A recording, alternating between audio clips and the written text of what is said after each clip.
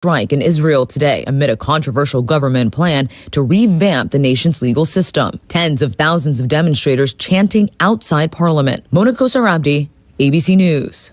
WNSR, Nashville Sports Radio.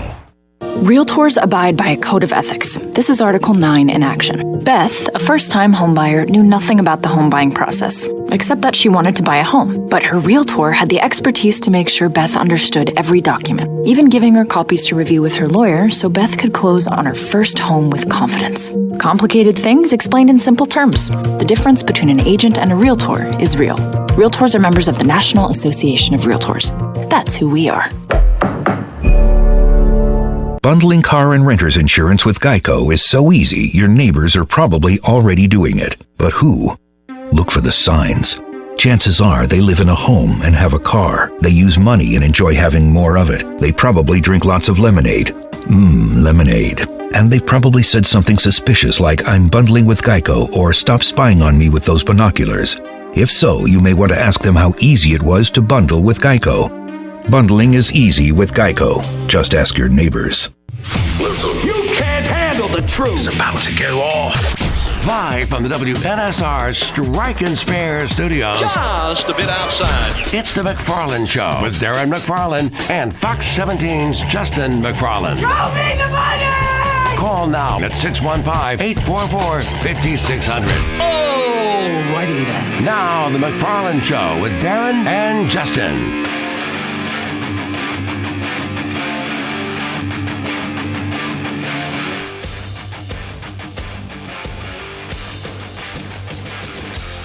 And a good Monday afternoon to you. And yes, it is time for the McFarland Show here on WNSR. Darren and Justin here with you live, Strike and Spare Family Fun Center studio. Hope everybody had a great weekend. Going to react to Super Bowl 57. Devlin is alongside. He's not a McFarland. He's a McKenzie. But he's in the room with us. He's a cousin in the Mick. Just down the block. In the Mick family. 615-844-5600. We thought all last week when we talked about it, it would be a good game. How many times did I say, I just don't see a scenario where this thing turns into a blowout? I just don't see it. You thought we deserved a good game. Well, and I also thought after the national championship game in college football, we absolutely deserved a good game. Yes. Because that one was a waste of good space. That was a waste of a Monday night for everybody. Well, that Georgia TCU national championship game wasted that Monday night. So we did. Michigan for that. Yeah, well, that's true. That's a good point. But this was not the case.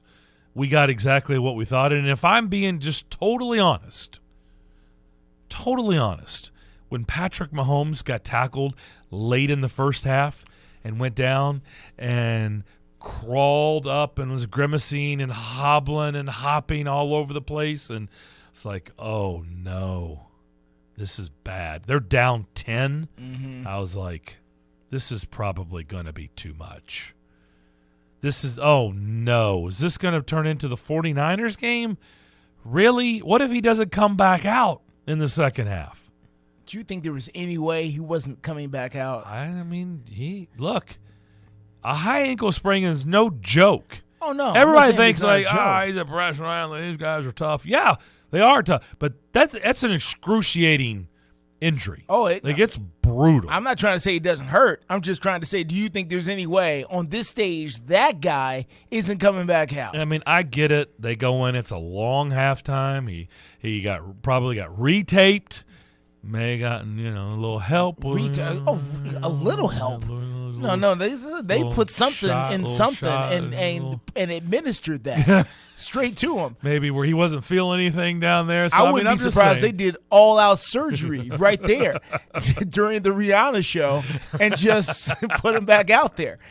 No, absolutely. So I thought, oh, no, this is going to ruin the Super Bowl. Well, luckily I was wrong. It was anything but ruining the Super Bowl. No. And quite honestly, I don't know what you thought was the game changer. Well, momentum changer, shifting things was the fumble. Philadelphia was was setting themselves up to almost deliver a knockout punch. Yeah. And Jalen Hurts fumbled it pick six. Yeah. Or scoop six. And scoop six in that case. You know, people have talked about this over and over again about a game changer or momentum changer. I don't know if there was one. I don't see it the same way. I see it as just two good football teams making plays. So I'm not sure if it was more of a mistake more than another team just capitalizing on opportunities that were presented to them. So it's one of those things to me where, it's true. The Chiefs, benefited from that particular play, the scoop six, as you call it. But listen, they missed a field goal earlier too. Yep. That Philadelphia was able to capitalize on and take that 2-possession lead. If he makes the field goal, it's a 1-possession game, and you and I both know 1-possession and 2-possession games are very different in the NFL. So I think it's just two really good teams taking advantage of opportunities that were given to them in an early on in the game and making sure they were able to put their team in the best position to win. And I know a lot of people are talking about the holding call at the end, but I'm sure we'll get to that. Probably, yeah. We'll probably be able to get to that. We're pretty wide open today. Okay. On purpose. Okay. Right? We want to talk with you out there. We want to discuss what took place. So we're going to be, other than talking with Vince to begin the second hour, because, oh boy, Vols basketball. Again. Yikes. Not again. Yikes. Ugh. So we'll get into that at 3 o'clock. Terror from the sky. Wow. What a week. Or not. Just watching this. Man. Of nightmares of a slow falling ball from a 3-point. just like, not again. No, you probably in the gym, you can hear, no. Swoosh. Oh, crickets. So we'll talk with Vince Ferrara at 3 o'clock. 615-844-5600. I did think about the Titans during the game. Why? And you're going to say, oh, yeah, the A.J. Brown touchdown? No, I didn't think about it. Think about them for that. Maybe a lot of people did. I didn't.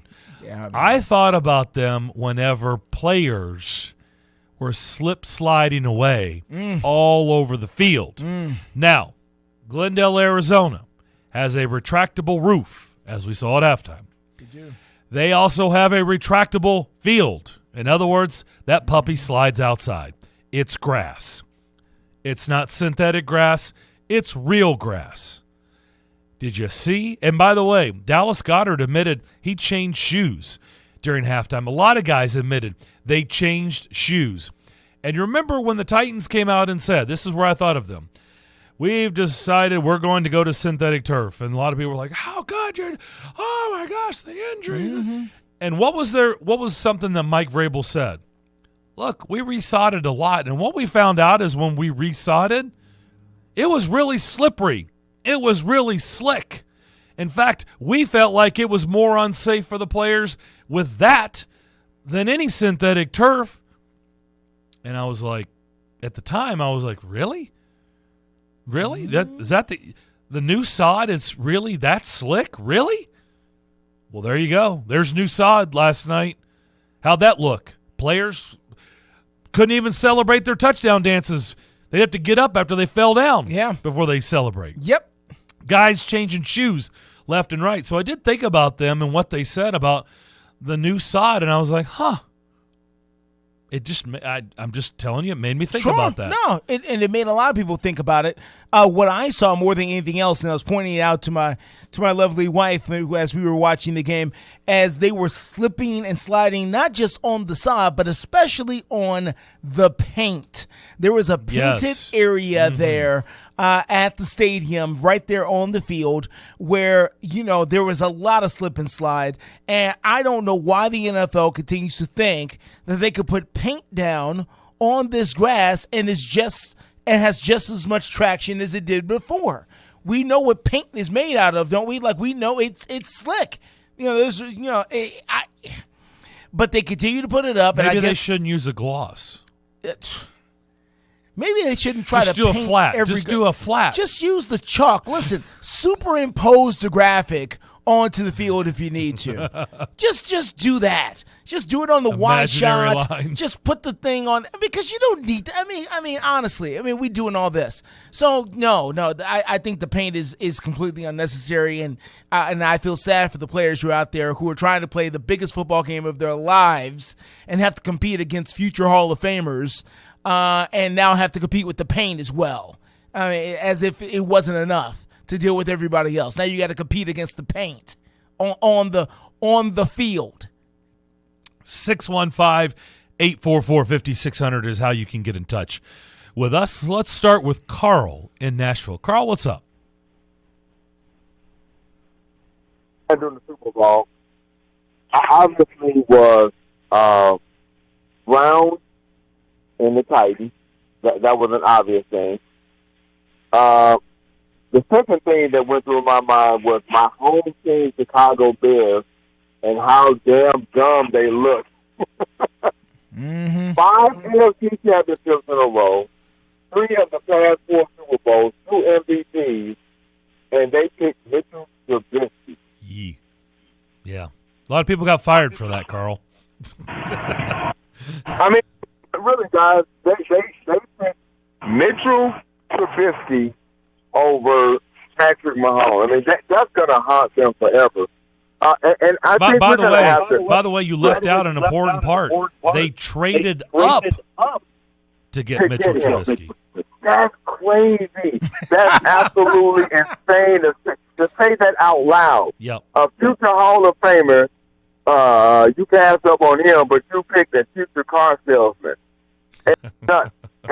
And we're going to have to reevaluate the way we think about Andy Reid. What is this? 9 championship games he's been through, and 9 championships and 3 Super Bowls? Sounds right. Yeah, that's it. 4 NFC title games, 5 AFC title games, 2 Super Bowls. 2 Super Bowls. I mean, that is an amazing stat, and we're just going to have to look at this guy, because I don't think we look at him as one of the all-time greats.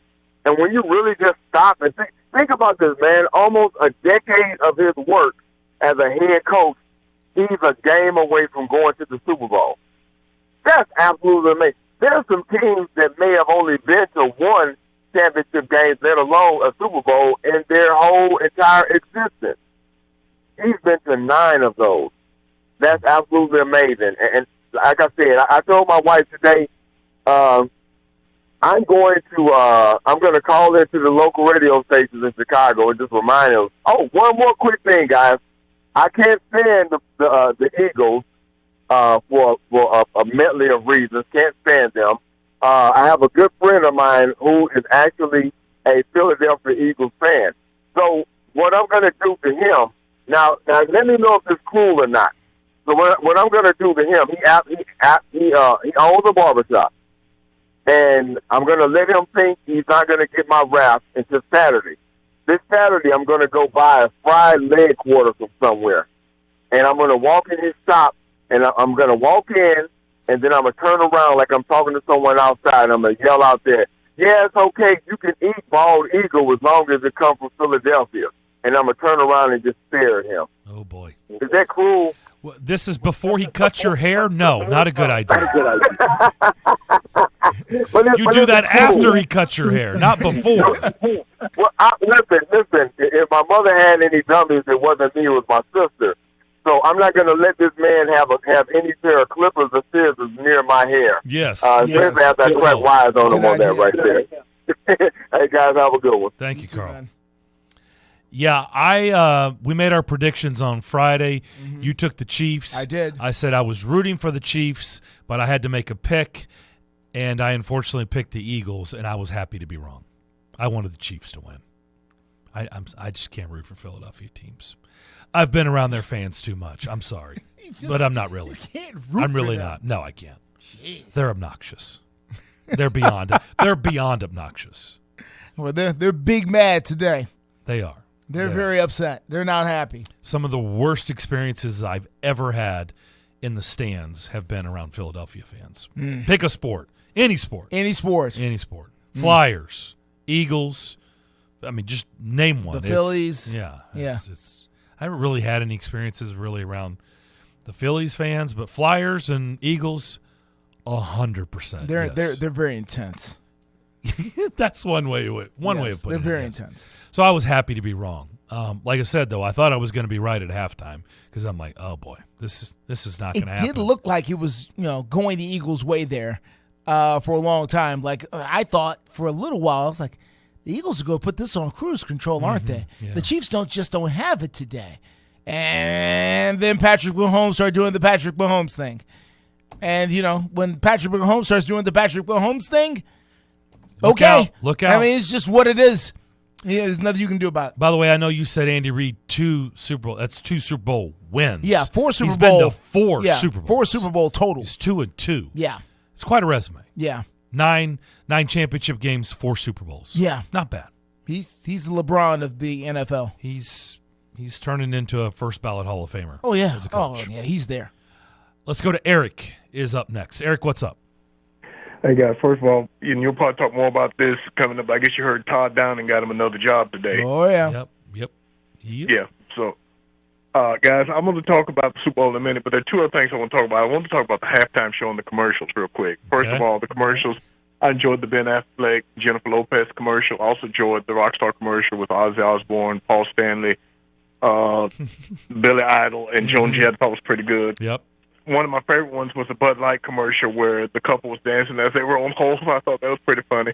And I also like the M&M's. First one, the red Maya Rudolph, where the M&M in the background said help, and then they said there was back. So apparently it was just kind of a little joke thing. I'm glad the regular M&M is back. I don't want to get into all the stuff involving that, but I enjoyed the M&M candy, so I'll just leave it at that. Okay. Guys, as far as Rihanna, this is what I thought of the Super Bowl, guys. They had to stand on the stage, and I guess I don't know if I was the only one to notice this, but I was telling the people there because they didn't notice this. The way it was lit up and stuff, it was like, well, they've got her standing on Apple products. And that's what they had to dance, the way they were lighting the phones around, this stuff like that, and the square or rectangular phones. I thought the people dressed in white, the dancers, I thought they were either marshmallows or people in pillowcases or something like that. Somebody else was joking. They said they thought it was iPads, but it kind of reminded me of like Willy Wonka and the Chocolate Factory with Gene Wilder, where they were in the white suits. The guy got shrunk when he was as the size of a candy bar because he wouldn't be on TV. I thought all that just was kind of weird, but it was interesting, guys. But as far as the game goes yesterday, guys, you were talking about Philadelphia, Darren. Did you hear about what happened before and after the game? Which part? Well, I'm talking about both. Well, they were talking about there were many people in Philadelphia trying to broadcast the game. I don't know if it was Xfinity or whatever.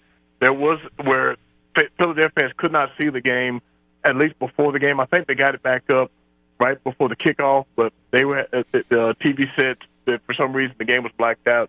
I guess the cable provider or whatever. But then, of course, afterwards, there were fans that were upset on the holding call, and they said they took to the streets where there was fighting. People were fighting. There were some stabbings and shootings going on, cars overturned. In Philadelphia? Yeah. No. But that's the city of brotherly love. That can't happen. Well, yeah, you ought to rename it Brotherly Shove after that. I mean, but Wow. I'm just telling you. I think if they had won, that probably would have still happened, Of guys. course they would have. It would have been far worse. Yeah. And guys, like you said, the NFL should get a refund on that field. That field was just a joke, guys. It was just, and I guess I understand a point to what Travis Kelce said, but I thought he just kind of went over the top, though, with that stupid stuff. So nobody, come on. I mean, I just thought that was a little bit too much when he was talking about nobody respecting the Eagles and all that. I mean, excuse me, the Chiefs. But I will say this: This Nate is Burleson radio. got it right. This is radio. I'm rolling. I'm eye rolling. Yeah. Nate Burleson, he actually got the score right. He predicted 38-35, and he picked Mahomes as the MVP, so Wow. he was dead on. Hope he gambles. Man, Nice. that'd have been a nice payday. Nice. Yeah. But also, guys, I don't know if there was, like you said, a turning point of the game, but I thought Jalen Hurts, the fact that he recovered after that fumble where the Chiefs scored a touchdown and then drove right back down the field and got the touchdown. If you want to say there was a player, maybe a turning point, it was when Patrick Mahomes, I guess, ran for that 15 yards. They got the first down and set them up for the field goal. Mm-hmm. You hated the way the game ended, but, hey, you got to give them props and stuff. The interesting thing about the Eagles, though, guys, next year, there's reports that Lane Johnson and Jason Kelce may retire. I don't know if they will or not. They do have 11 free agents, 8 of them on defense, and whether or not they'll sign all those guys. of course, I mean, it's still early for Hurts because I think he's got one more year before he would have to sign a big contract. So it's just going to be tough for them to play on that level. But you got to give them props for the way they played. Although defensively, they unfortunately was not able to sack Mahomes, and some would say that what hurt the Eagles is they really, Patrick Mahomes, of course, was the best quarterback they played. They'd not really played what you would call top-tier level quarterbacks on the schedule, whether that's fair or not. So we got a lot to digest there, Eric. Yeah. Thank you for the phone call, as always. all right, guys, good talking to you guys. Yeah. Y'all take care. We'll talk Appreciate to you soon. All right, we're going to hit on a bunch of stuff, Eric. I was going to say, there's a lot there. Okay, there's a lot there, and I'm going to be honest. One of the places I'm going to go is going to probably get us in trouble, or me in trouble. I'm just saying. You know me in trouble. That's my tease. I tend to flee you when trouble comes around. Not trouble, but I mean, it's going to get people mad. It's just going to be mad. That's fine. You can go for But I got to speak the truth, man. That's fine. I can't help it. All right, that was. Yeah, And people are going to get mad, and I just don't. They can get mad. Get mad at me. Just don't leave the show. Just get mad at me because I'm going to say something very unpopular. Okay. I just am. Okay. All right, we'll come back. More of the McFarland Show next here on WNSR. Are you looking for a trusted partner who knows AT&T business inside and out? ABS Communications is an organization built on the premise that telecom solutions and working with companies like AT&T can often be complicated, and the customer needs someone to help them navigate through these complexities. They make complex simple. Whether it's helping maintain, manage, or secure your business, ABS Communications is here to help all your business telecom and mobility needs. Their business was built with the goal of simplifying the process of connectivity for the customer and establishing a long-term relationship of trust through transparency and accountability. ABS Communications is a top 5 AT&T authorized agent with over 200 years of AT&T technical experience. You can call Mark and the gang at 615-349-8588, or you can visit their website at abscomm.net. And remember, mention the McFarland Show to ABS, and you could get up to $250 in a Visa gift card for new ABS business customers. Bundling home and car insurance with Geico is so easy, your neighbors are probably already doing it. But who? They may drop little hints like, beautiful day out. Even more beautiful since we saved by bundling our home and car insurance with Geico. or, Yard work is hard. Much harder than bundling with Geico, which was easy. or it may be even subtler, like, Speaking of burgers, we bundled our home and car insurance with Geico and saved a bunch of money. bundling is easy with Geico. Just ask your neighbors. In uncertain times, you can be certain of this. The Salvation Army is serving those most in need with help and hope. Thanks to your donations, the Salvation Army is helping those affected by COVID-19, those who've lost wages, who have no home to retreat to, who need food, help with utilities, and most of all, hope. To see how you can continue to make a difference, visit GiveWestwood.org. GiveWestwood.org. Golfers, tee it up at Edwin Watts Golf Shops with the new 2023 Aerojet woods and irons from Cobra Golf. The new Aerojet woods are designed with a unique aerodynamic shape that delivers faster clubhead speeds for longer drives. And the new Aerojet irons are made with hot face technology, so every strike delivers more distance. Elevate your game by swinging into Edwin Watts Golf Shops and get custom fit on the new Cobra woods and irons today. Edwin Watts Golf Shops. Unmatched expertise, unmatched service. Welcome to Smashville, home of the biggest hits in hockey and the loudest parties on Broadway. Join us at Bridgestone Arena Thursday, February 16th as your Nashville Predators take on the Boston Bruins. And don't miss Saturday, February 18th against the Florida Panthers. You do not want to miss these games. Purchase your tickets today at NashvillePredators.com/tickets. That's NashvillePredators.com/tickets. We can't wait to see you back inside Bridgestone Arena. Let's go, Preds! The Jim Rome Show. I get a lot of vacation. I understand that. However, I don't take a lot of sick days. These things are not one and the same. That was not like I worked 8 straight days or I worked Super Bowl Sunday. I think I'll give myself a day off. I earned it. Hey, and by the way, I could because I have those days. I pride myself in not taking sick days. I hate that. We usually grind through it. But honestly, it was the right thing. In that case, it was the right thing. The Jim Rome Show. Weekdays 11 to 2 on Nashville's Sports Radio.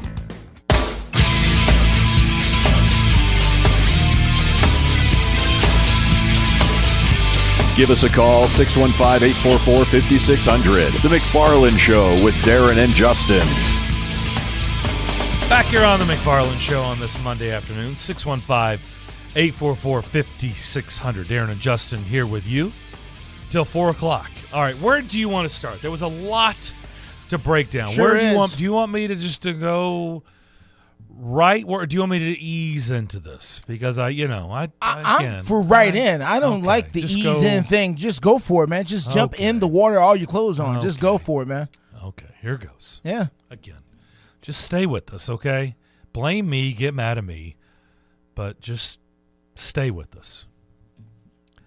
I thought the halftime show was underwhelming. Okay. I was quite bored with it. Okay. And I like Rihanna. I think she's got great music. I enjoy her songs. Okay. I was very underwhelmed. Okay. By halftime. All by the right. halftime show. All right. So that's my... Is that the unpopular opinion? That's the unpopular. I feel like everybody loved it, but I just didn't love it. I mean... I didn't love it. It's okay if you didn't love it. I just really didn't. Did you hate it? I didn't hate it. That's okay. a strong Well, now that it's just I think underwhelmed. it's going to make some people expected it to maybe be upset. I expected to like it a lot more, and I didn't. Okay. And by the way, those people that the Marshmallow guys or whatever that Eric was talking about, what I said out loud, a group of people were all watching. I was like, all the hard work those dancers have put in, nobody knows who they are. No one, not even their family and friends, because they've got glasses and hoods, or they got hoodies on, and they're all you can't even see their face really. So they're all anonymous. Yes, all that hard work, and nobody. In fact, we could have said we were dancers. Who's going to dispute it? It's a lot of people. Well, no, but you can't. You can't prove it. You can't prove that we were not dancers last night. Yeah, well, okay. Well, unless you've seen us let's dance. say, unless you've seen us dance. Unless you have eyes, then no, you can't. If you have eyes, but they had then no. But you couldn't tell if they were in shape, not in shape. You couldn't really tell. To do what they were doing, the assumption is that they would have to be in some semblance of shape. Maybe so. So let me ask you this. If you say you were underwhelmed. I was. That would suggest that you had an expectation going in. Is that correct? Of what you thought this could be. It's been a very long time since Rihanna has toured, had a concert, right? So long time. Yeah, it has. So I expected her to. So you had an expectation. You have an expectation of what you thought this was going to be. Yeah. All right. Did you know that she was pregnant before the show started? And if you did know, or if you didn't know, rather. Did people know before the show? No one seemed to know. So does that affect your expectations? Because for me, I think the show would have been a touch different if she was not with child. Okay, so true story. In a room full of people, a room divided, male, female, guys, girls. Not kidding. The guys were noticing, is she pregnant? And the women were going, no. They're laughing at us. We're like, I think she's pregnant. Look, look at her. Kind of looks pregnant. Us clueless guys were saying, I think she's pregnant. Yeah. And the women were going, laughing at us. Now, maybe because they're just so used to us saying stupid things that they were going to dismiss whatever we said about Rihanna. But the guys in the room were the first to notice, is she pregnant? Yeah. Not the women. To me, your thoughts. Why would that be? Well, I'm not really sure. I think as guys, we're maybe looking at Rihanna a little closer. Maybe we're kind of looking like, oh, this Rihanna, she's shaking and she do, there's something kind of a pudge. Something a little different there. Yeah, a little. Why does she have on? She seems to be very covered up for Rihanna. Covered up and so with kind of a baby belly. She seems to be careful as well in the moving about. Careful is a good way of putting it. Yes. That was very slow. And, and rightfully so, considering she's with child. So, okay, but how far along is she? I have no idea. Okay. But far enough to show. So how far is that typically? 4 or 5 months? We've had a kid, and I've also been around pregnant. Like, you can be very active. I mean, if she was 9 months and due in a week, yeah. But if she's, halfway through, she can be active. I mean, listen. In fact, they encourage you to be active. Every woman and every pregnancy seems to be a touch different. And she's already had a child. She has. With how active some women are. I guess it depends on what your pregnancy is like. But there are some women who are put on, bed rest at certain, situations. Others are encouraged to be up and active and doing stuff and doing yoga. And Alicia Keys, when she was pregnant, there's video of Alicia Keys, way more pregnant than Rihanna was, standing on top of a piano, singing at an award show, doing way more. But, listen. It depends on who you are and what you're doing and all that kind of great stuff. Because Rihanna is with child, I myself... So you gave her a pass. Complete 1,000% pass on any and all things. I'm questioning how far along is she. I'm also questioning if she knew when she signed up to do this that she was pregnant at the time. That's what I'm curious about. Okay, yeah, because we don't know the at what timeline. point the decision had to be made at some point. Okay, you're going to continue on with this, or you're not. And how much is this show going to change because you're now pregnant? Because there's no way in the world that what we saw last night was the original unpregnant Rihanna show. I don't believe that. There had to be a remix or a change of plans once they realized, oh, she's pregnant. Okay, we need to rewrite the show. There's no flames. There's no, everything changed. So if you want to be underwhelmed, that's your business. Yeah. You can be underwhelmed if you want to. I'm just saying for a pregnant woman, I was fine. Well, yeah, so you just basically said if she's pregnant, she's got a complete pass. It doesn't matter. For me, if she sat down at a piano on a bench and sang and everyone danced around her, that would have been fine with me. If you're with child, listen, you and I are, we're men.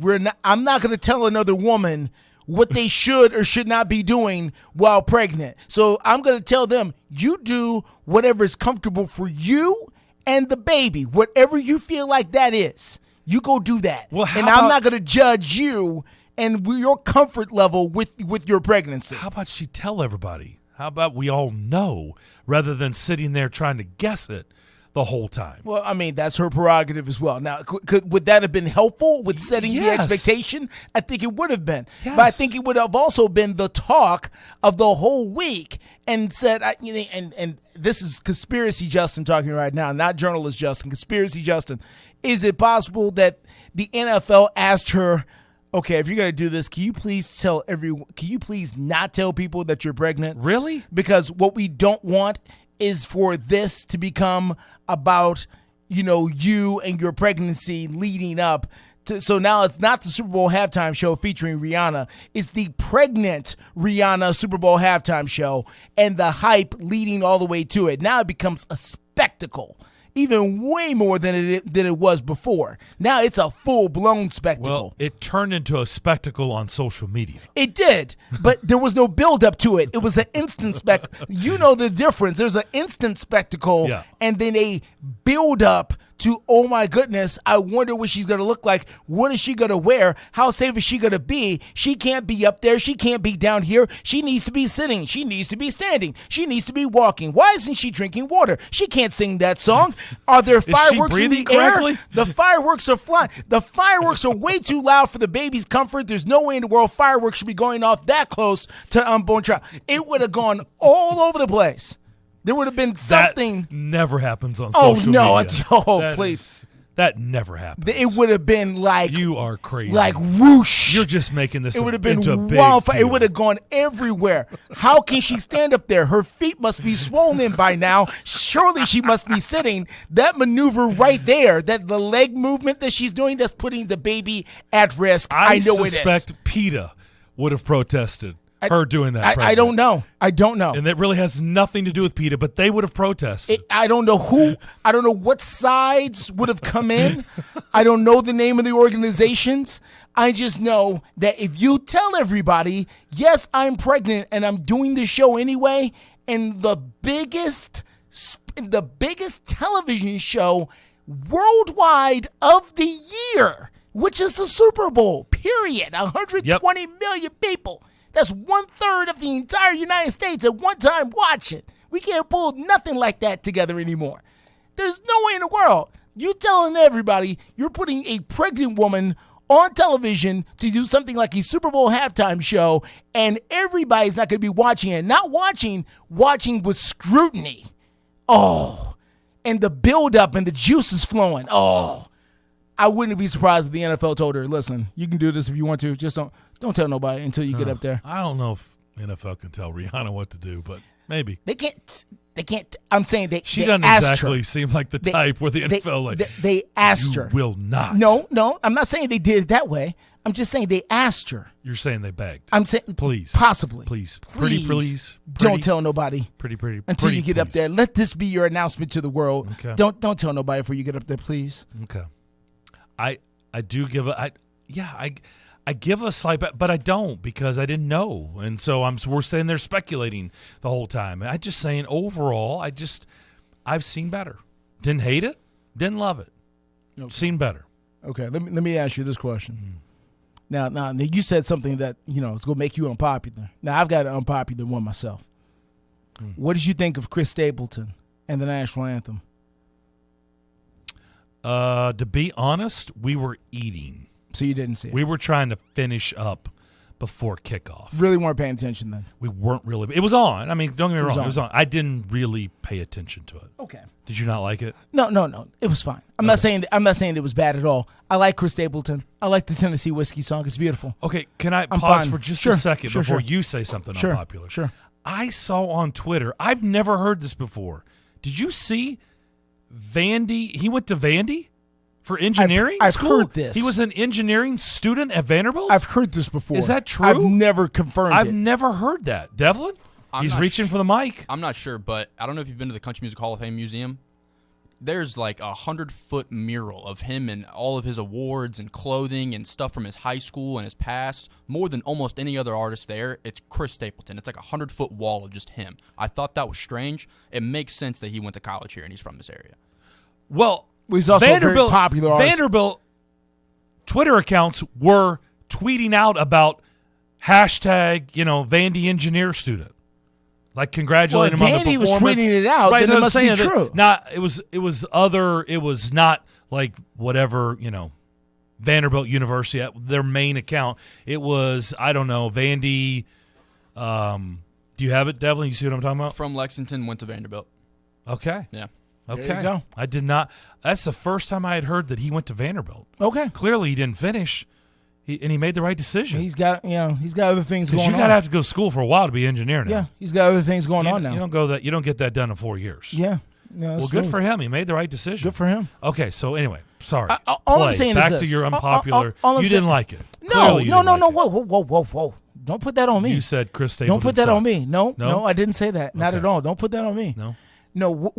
All I'm saying is there is a movement afoot on Twitter that is suggesting that Chris Stapleton's rendition of the national anthem was the best rendition of the national anthem sung at a Super Bowl ever, and I'm going to fight you because it's Whitney Houston and it's not even close. Now, if you want to say it's the best since Whitney Houston, you can say that if you would like to. You can say it's the best other than Whitney Houston's version. You can do whatever you want to say as long as you put Whitney Houston 1 and then Chris Stapleton right under that, I'm fine. But when you're trying to suggest that Chris Stapleton last night was better than Whitney Houston, then you and I got to have words. I'm sorry. We just got to have words because I can't get down with that. That is the social media prisoner of the moment because quite honestly, I saw a lot of that about Rihanna's performance, and I was like, really? Like the greatest ever, the GOAT halftime performance. I'm like, please stop it. Okay. Again, so I think we both are seeing the same thing about the same subject matters that we're talking about, and I think really what we realize or should realize is a lot of it's just prisoner of the moment, social media, right? Especially Twitter, right? Yeah, it's like, oh my God. It's like, okay, that's fine. If you love Chris Stapleton, you love Rihanna, and you were going to say that no matter what they did, no matter what. That's true. Then that's fine, okay? And they are both phenomenal artists, by the way. They are. Phenomenal. But the two of us, when we see that, and others, it's not just the two of us. you see that stuff, you're like, really? Because, of course, who really would push back on Whitney Houston being the best? Oh, I bet you there's some people. Oh, stop it. Stop it. I don't know if, everybody knows that's the best rendition that we've ever seen. To me, it is the rendition. It's the go-to one that everybody uses. If you're going to play an anthem, look, there have been a lot of great ones. Yes, there has. But that is usually the go-to one. I don't remember which Super Bowl it was, but Super Bowl 25. Has it been that long? It's been that long. Super Bowl 25. Super Bowl 25 in Tampa, right after the Gulf War.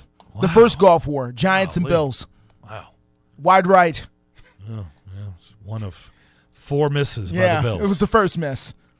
By the way, the Philadelphia Eagles now join 8 other teams that have lost at least 3 times in the Super Bowl. Yeah. And obviously the Bills are one of those. Yeah. Yeah. I have not seen the list, so maybe we Bills, could try Broncos, Minnesota. I think the Cowboys. Cowboys have lost 3 maybe or more not times. 3. No, maybe not 3. I don't know. We'd have to think about that. I have to think about it a little bit more. Yeah. So. But yes. All right. We'll come back. 615-844-5600 is our number. We'll talk to Vince Ferrara to begin the second hour. More of the McFarland Show next. Finding great candidates to hire can be like, well, trying to find a needle in a haystack. Sure, you can post your job to some job board, but then all you can do is hope the right person comes along, which is why you should try ZipRecruiter for free at ZipRecruiter.com/free. ZipRecruiter doesn't depend on candidates finding you. Its powerful technology identifies people with the right experience and actively invites them to apply to your job. You get qualified candidates fast. So while other companies might deliver a lot of hay, ZipRecruiter finds you what you're looking for. The needle in the haystack. 4 out of 5 employers who post a job on ZipRecruiter get a quality candidate through the site within the first day. ZipRecruiter, the smartest way to hire. And right now, you can try ZipRecruiter for free. That's right, free. Just go to this exclusive web address, ZipRecruiter.com/free. That's ZipRecruiter.com/free. ZipRecruiter.com/free. Individuals and businesses with tax problems, listen carefully. Do you feel like you're losing control of your finances? If you owe over $10,000 in back taxes or have unfiled tax returns, we can help you take back control. The IRS is the largest and most aggressive collection agency in the world, and they can seize your bank accounts, garnish your paycheck, close your business, and file criminal charges. Take control of your tax problem now by calling the experts at U.S. Tax Shield and take advantage of the Fresh Start program and new laws that may allow us to negotiate a settlement for the lowest amount possible. Our team of tax attorneys and enrolled agents can stop collections and get you protected so you can take control of your financial future. U.S. Tax Shield offers a price protection guaranteed quote to get you protected today. U.S. Tax Shield is A+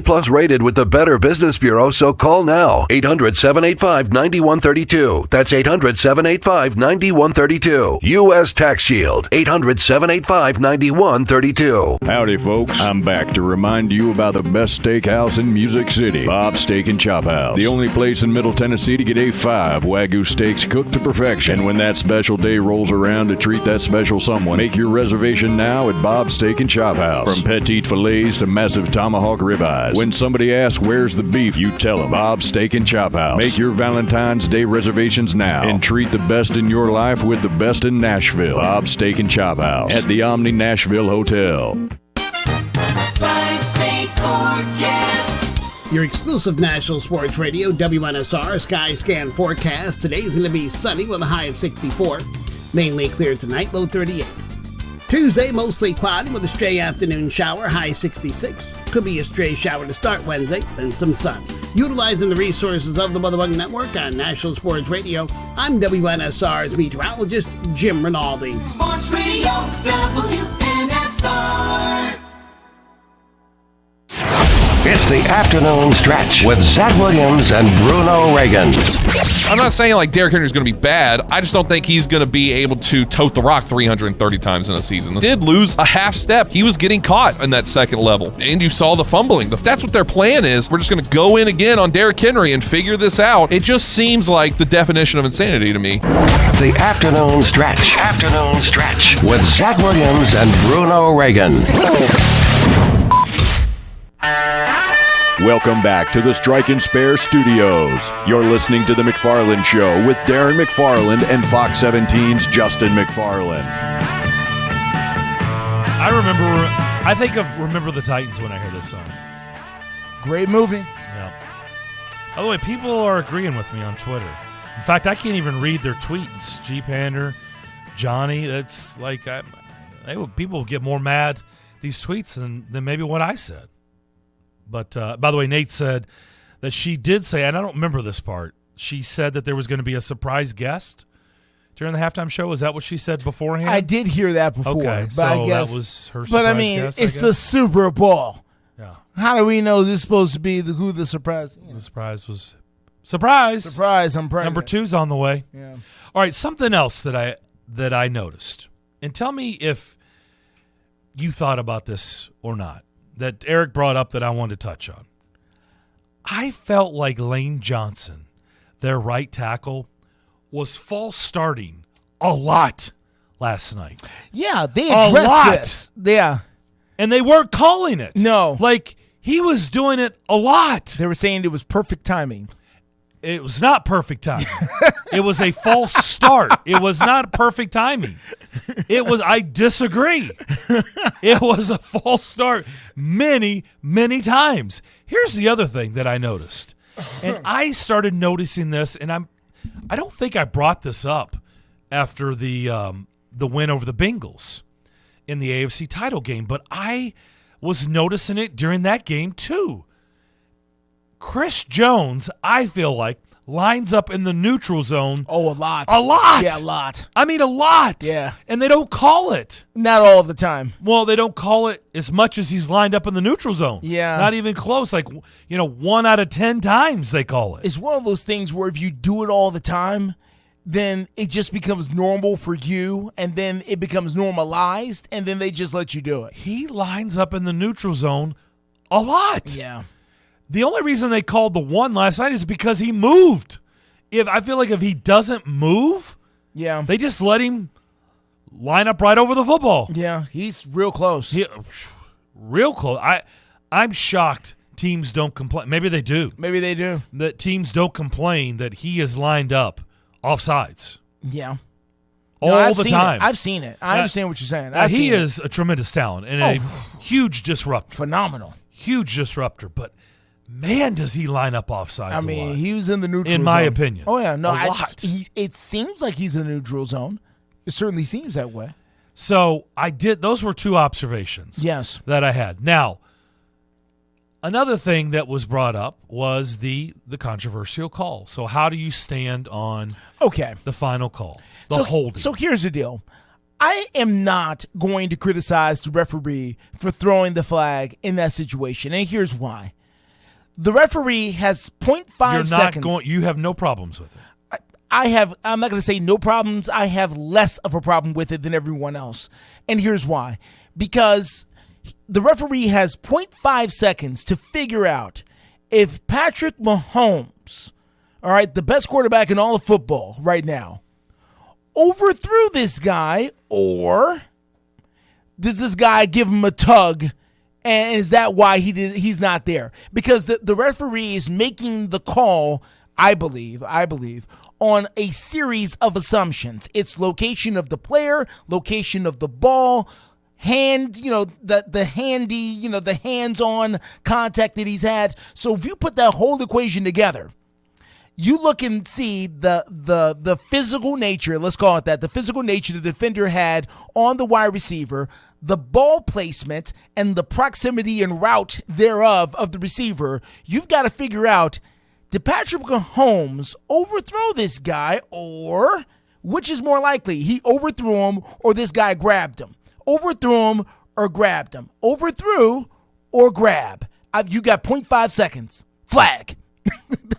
That's what happened. I'm convinced that's what happened. So am I going to fault the referee for thinking that this guy grabbed him versus Patrick Mahomes overthrowing him, no, I can't fault him for that. I cannot. So, because we can all sit back from here and look and say, well, it's obvious. Yeah, it's obvious from our big screen TVs with 40 angles. But at the time, when you have to make a bang-bang decision, was his hand there on his back? It was. How do we know he didn't give him a tug? We don't. And here's the other problem, Darren. If you don't throw it, and he did grab and pull him, how bad is that now? Because now it could have been a touchdown. If you don't throw it. Let's say he did grab him. I feel like that play goes on all the time in the league. Almost every play. It was a Patrick Mahomes call, I feel like. It's a Patrick Mahomes call. I understand that. I just hate it. Look, when all the people are like, this is the one that always cracks me up.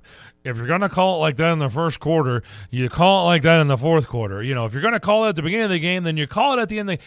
No, not all calls are created equally. No. Sorry, that's not how it works. Don't tell me. I've been watching sports my whole life. They swallow the whistle sometimes late because they don't want to be the reason a game is determined because of your call. Yeah. If it's not egregious. I just felt like, could you make a case? Sure. What you're saying is 100% true. But does that play happen almost every time in the NFL? Yes. It does. Happens a lot. It happens a lot. But if you have a wildly inaccurate quarterback who name Joshua Dobbs. If Joshua Dobbs throws that same pass. We've already seen he's not getting the call. And we've already seen there is no way he's getting that call. Because you're thinking as a ref, he didn't get held. He overthrew him. He overthrew the football because he's been doing it all game. Because he's, a journeyman quarterback in the NFL who doesn't have his timing down with his quarterback. So he overthrew him. I'm not throwing a flag there. I know stars get preferential treatment, and I don't have a problem with that. I just hate to see the game's outcome, a great game, really hinge on that call. It really did. They have a saying in the church. It says, favor ain't fair. Favor is not fair. I know he got it because he's Mahomes, and that's fine. But I just don't love the call. I think you swallow it. Now, we also seen plays swallowed, and they should have been called. Yes, very controversial ones. That also cost the team getting to the Super Bowl. Let's go to Tony in Nolensville. Tony, you're up next. What's up? Good afternoon, gentlemen.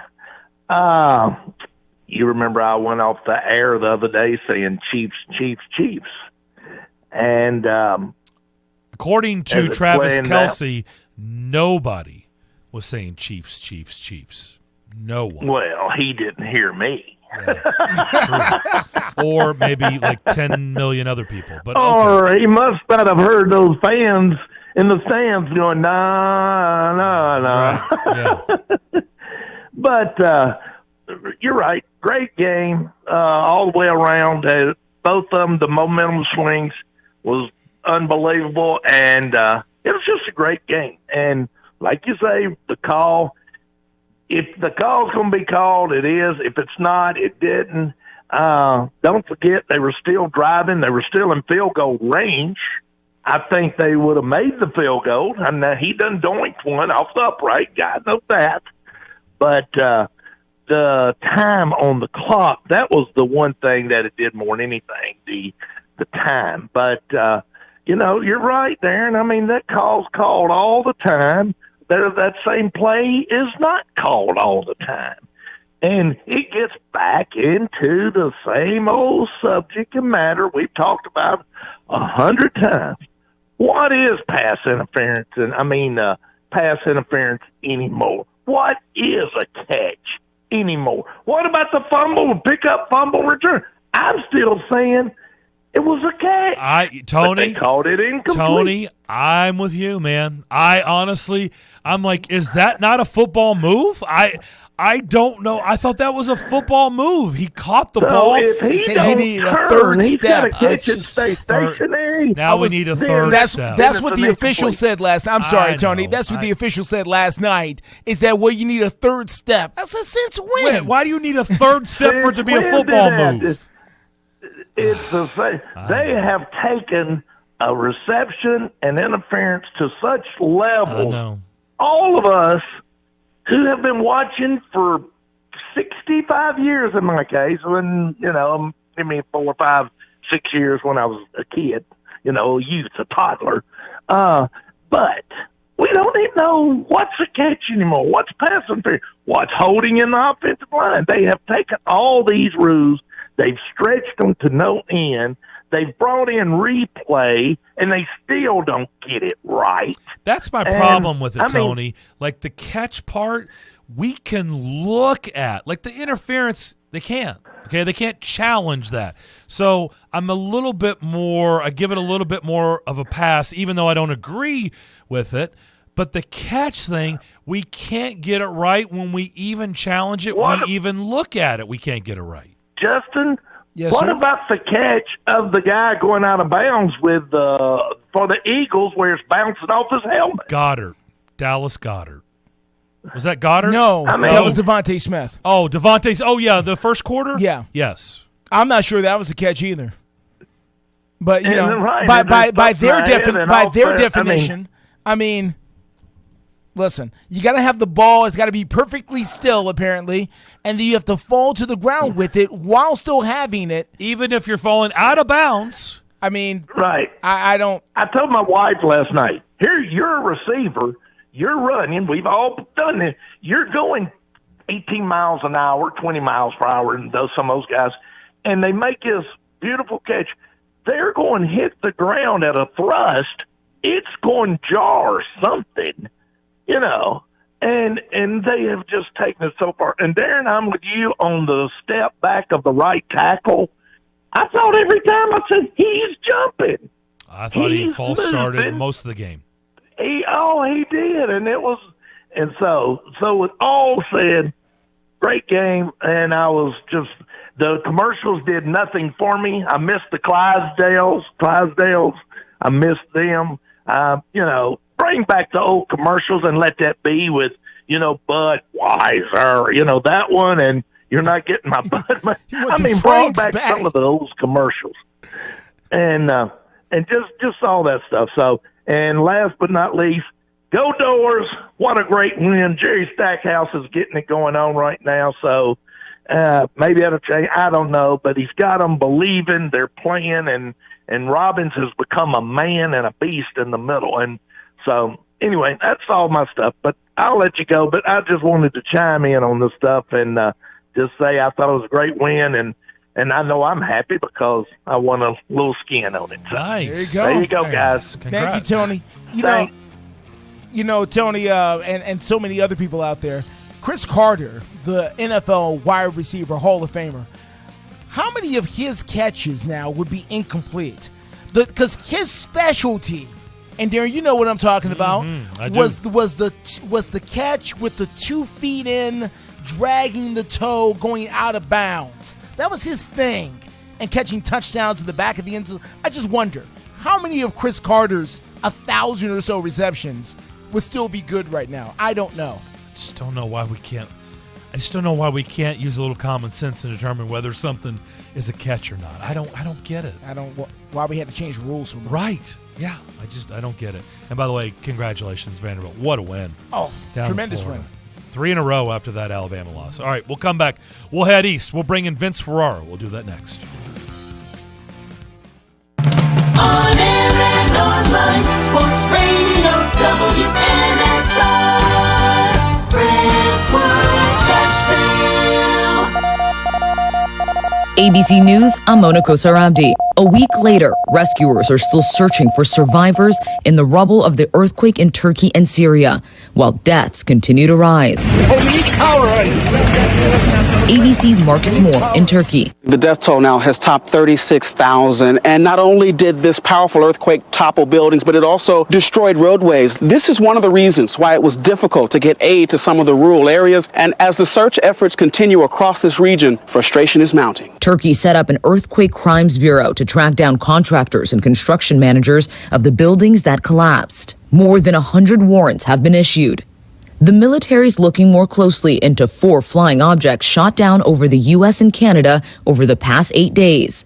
The latest one yesterday over Michigan's Lake Huron. The State Department urging Americans to leave Russia immediately as the country's invasion of Ukraine approaches the 1-year mark. This is ABC News. COVID has hit the Alec Murdaugh double murder trial. 2 jurors testing positive, alternate jurors replacing them. The trial is now in week 4. The disbarred South Carolina attorney charged with killing his wife and son. A new study finds more American teenage girls are sad. New CDC data says nearly 3 in 5 teen girls felt persistently sad or hopeless in 2021. That's a 60% increase in the highest level reported in a decade. The report also finding more than half of LGBTQ plus students recently experienced poor mental health, with more than 1 in 5 attempting suicide in the last year. More school-based activities said to be a solution, calling schools a vital lifeline to help struggling youth. If suicidal thoughts are affecting you or someone you know, call or text 988, the new Suicide and Crisis Lifeline, for help. Derek Dennis, ABC News. A nationwide general strike in Israel today amid a controversial government plan to revamp the nation's legal system. Tens of thousands of demonstrators chanting outside Parliament. Mona Kosarabdi, ABC News. Hey, you know it's a leap year, right? No, the next leap year isn't until 2024. Nope, it's this year. I can prove it. Here, play this new instant game from the Tennessee Lottery. Okay. Woohoo! I won! See what you did there? I jumped up and down? No, that was a leap. Don't miss your chance to jump for joy this February with our newest instant games. You could win up to $5 million. The Tennessee Lottery. Game-changing fun. Please play responsibly. And now, some big news from WINN. The new February instant games from the Tennessee Lottery have arrived. Now, for some bigger news, there are 4 new exciting games to choose from. And now, for our biggest news yet, you could win a top prize of $5 million. Make a break for fun today with February instant games, only from the Tennessee Lottery. Game-changing fun. Please play responsibly. Listen, you can't handle the truth. It's about to go off. Live from the WNSR Strike and Spare studios. Just a bit outside. Now back to the McFarland Show with Darren McFarland and Fox 17's Justin McFarland. Show me the money! Call now at 615-844-5600. Oh, righty there. Now the McFarland Show with Darren and Justin.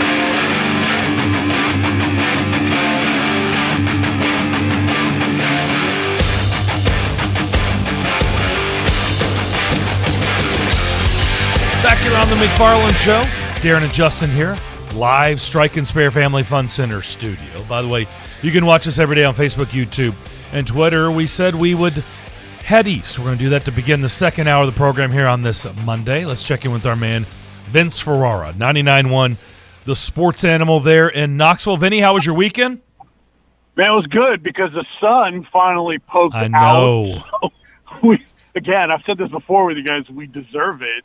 So hopefully it'll stay for a while. But had a great weekend. Obviously the Super Bowl was awesome, and I hope you guys had a great weekend too. Yeah, beautiful day here too as well. We'll get to probably the dark clouds and the gray hovering over at least the basketball arena. We'll get to that in just a moment. What were your thoughts and takeaways on the Super Bowl? And by the way, congratulations to Trey Smith as he becomes a Super Bowl champ. Mm-hmm. How about that? Yeah, it's amazing. Let me start there. Lost his mother at the age of 15. I mean, that is just so heartbreaking to think about that. And he ended up, he said he made 2 promises to her while she was sick before she passed away, that he would get his college degree and that he would play in the NFL. So he delivered on the first, he over-delivered on the second, because not only has he played in the National Football League, he started from day one, played at a high level, and now after just 2 years, he is a champion. So unbelievable there. And then all the ups and downs after that, after his mom had passed. He ended up being the number 1 recruit in the country, according to ESPN. Came to Tennessee, so heralded, and started playing so well, then had the blood clots that jeopardized his football career. And, you know, he's thinking, I don't know if I would play football. I made a promise to my mom. Things out of his control. He was able to get back and play well. Couldn't, post-COVID, couldn't really get enough medical info to the NFL teams to where they felt good enough to take him where he belonged in the upper part of the draft. ended up going to the 6th round to as good of a franchise as he could have possibly have dictated if he had his own choice, and then ends up being a champion after 2 years. And just incredible story, and a guy that is immensely popular with Tennessee fans that are so happy for him.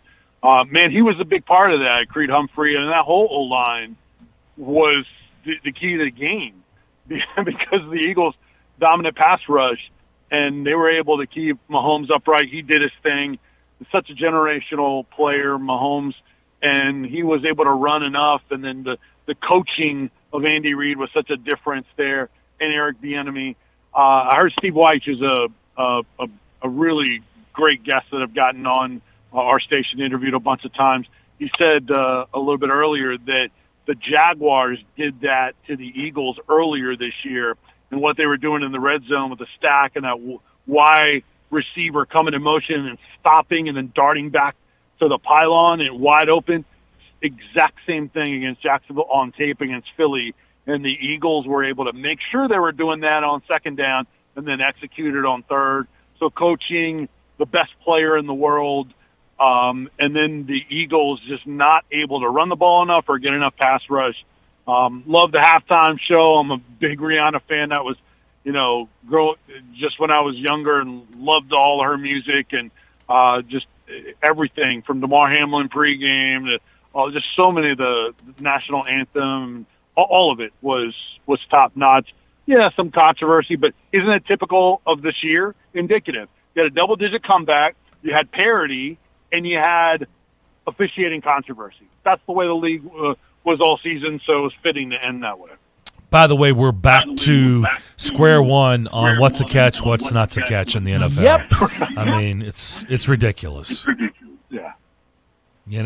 Square one in the middle of the ocean, like with no guidance on how to get on shore. We're all just flipping coins every time they challenge it. Yeah, you never know. Just Sure.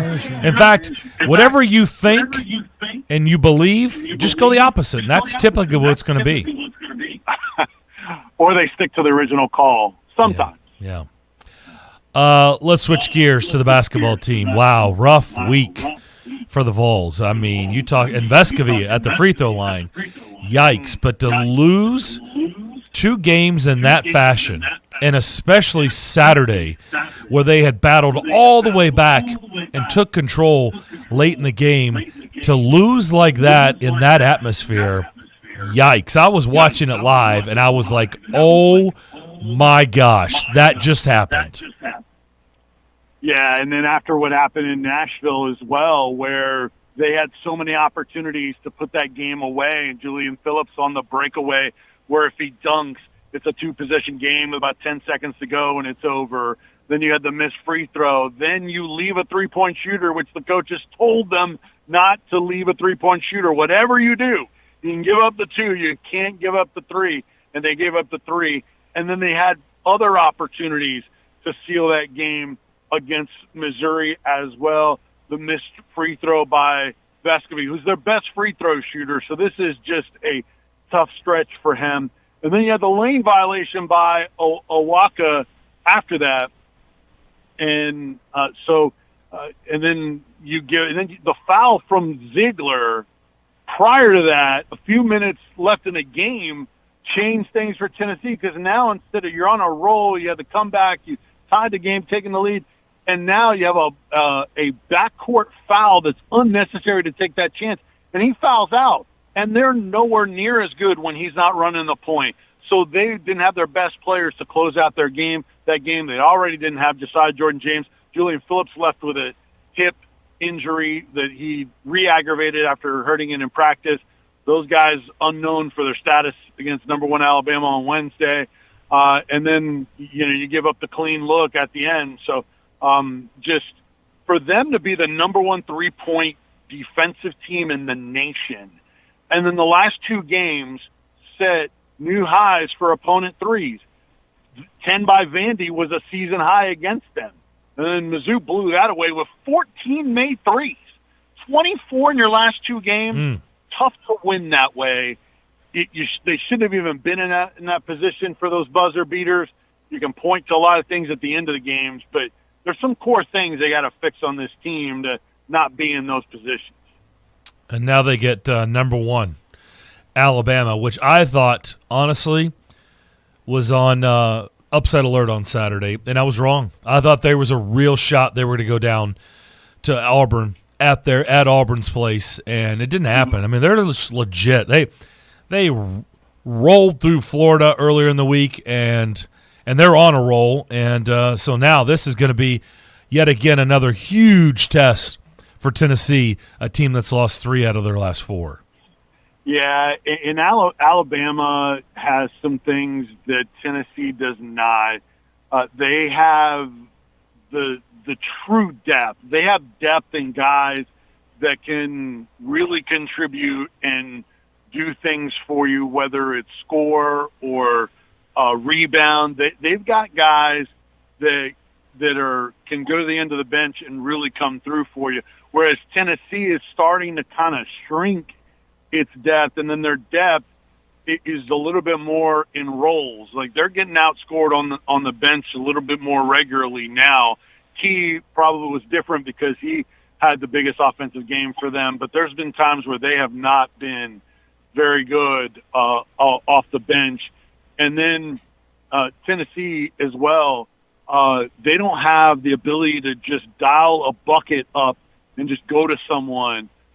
Alabama has drivers. They shoot a lot of threes, but they drive hard to the basket. They put pressure on you. And then so they can win in different ways. They're so athletic. Brandon Miller, to me, is your freshman or not, I don't care what class he is, he's the best player in the league. He's one of the best players in the country already as a freshman. Will be a top 5 NBA pick.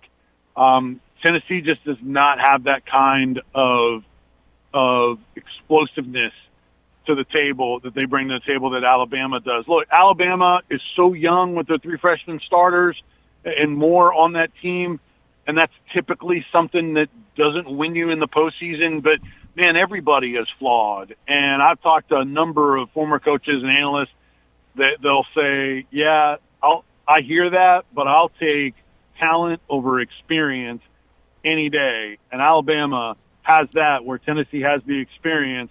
Wouldn't put it past Tennessee to win this game, right? It's, Tennessee has good players too now, not riding them off for the year, but right now Alabama is the better team and the more dynamic team and will be a challenge. And Tennessee now has lost 3 of their last 4, 2 of them at home to teams that aren't playing well, that they're better than.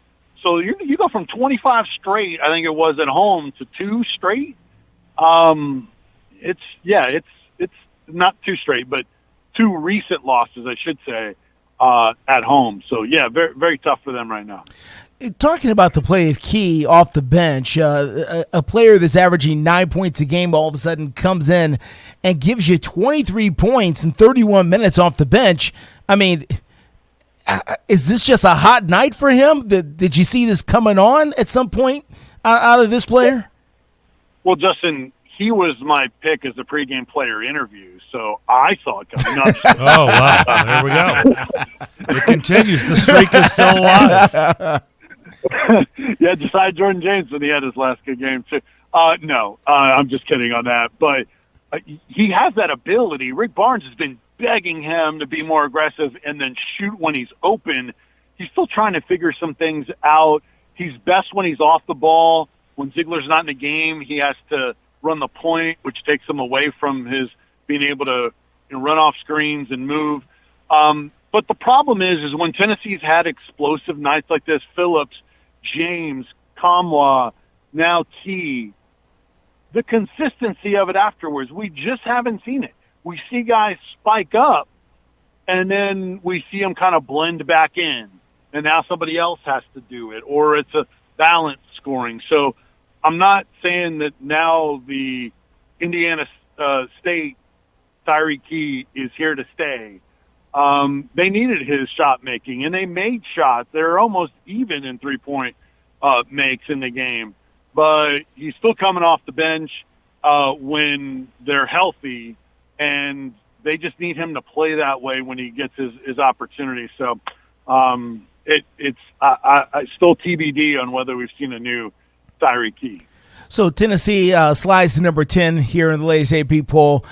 Vince, how much of this do you believe is just other teams giving Tennessee their best shot because they're Tennessee? If you want to make a name for yourself in the conference right now, the best way to do so is beating Tennessee or beating Alabama.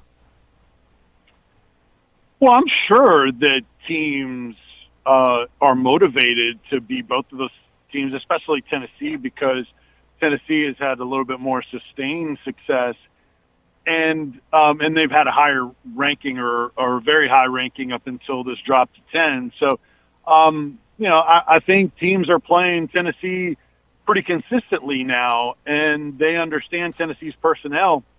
When you're in conference, teams are coming out to Tennessee's three-point shooters, and they're forcing them to work really hard on the offensive end. Because Tennessee can't get any easy baskets, they have to work hard on the offensive end every time.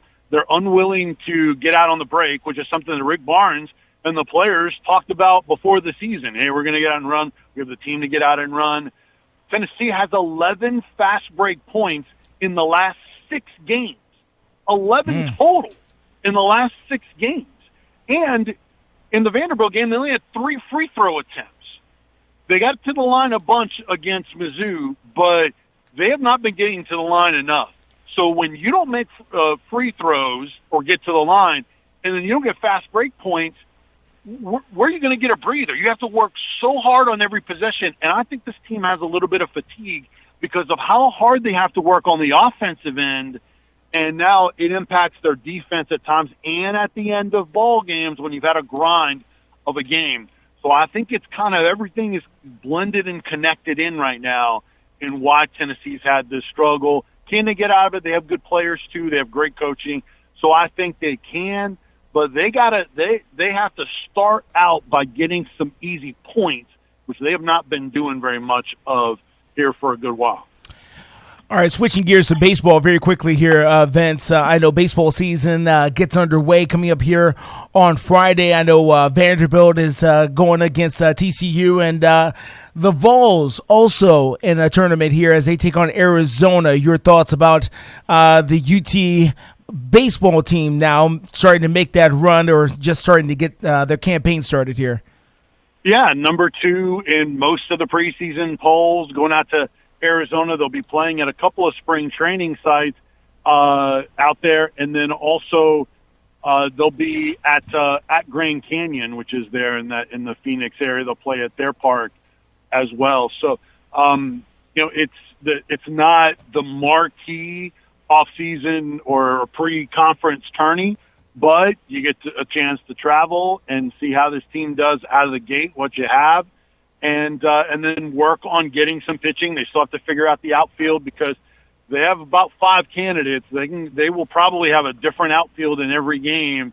I think they're pretty settled in the infield. Their staff is fantastic and deep with a lot of young arms. A lot of excitement with this team because if they come together and they're developed like they have been, it can be another great team this year with Tony Vitello. Can't wait to get it started. I'll be calling some of all their home games for the most part when I'm not traveling with basketball once they start streaming games, and then our radio games will start in a few weeks in March as well. The main question is, or the big question is, are they playing Tarleton State this year? Wait a minute, that's a show joke. Never mind. Don't answer it. Okay. It's okay. You won't let that go, will you? You're just on that. Okay. I'm All sorry. right. I had to sneak that in there. Hey, appreciate it as always. Thanks so much for doing this. It'll be really interesting to see how Wednesday night plays out there in Knoxville as they host number 1 Alabama. First time a Crimson Tide have been number 1 in, I think, 2 decades. So should be a great college basketball game. Vince, thanks for doing this. We'll talk to you soon. Yeah, I appreciate it. I encourage everyone to go to our website real quick, 991thesportsanimal.com. My colleague Jimmy Himes had a story on Tennessee Athletic Department legend Gus Manning, who passed away at the age of 99. My experiences with him were memorable, unbelievable, such an icon, and great perspective from Jimmy, who was a close personal friend of his.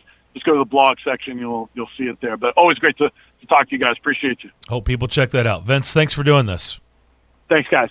That is Vince Ferrara, 99.1, the sports animal there in Knoxville. We'll take a break. We'll come back. Take your phone calls. More discussions. 615-844-5600. Right here on the McFarland Show, Nashville Sports Radio. What's your next dream? Paying off your credit card, remodeling your kitchen, exploring the rainforests of Costa Rica? Whatever your dreams, they take some planning. And State Farm agent Austin Hardy is right here in the Middle Tennessee community to lend a hand. As your local good neighbor, he can help you look at the things you want to save for and come up with a plan to make those saving goals happen. Because your money should work just as hard as you to achieve your dream. So whether it's being free of debt or free to roam the world, call State Farm agent Austin Hardy here in the Middle Tennessee community. Like a good neighbor, State Farm is there.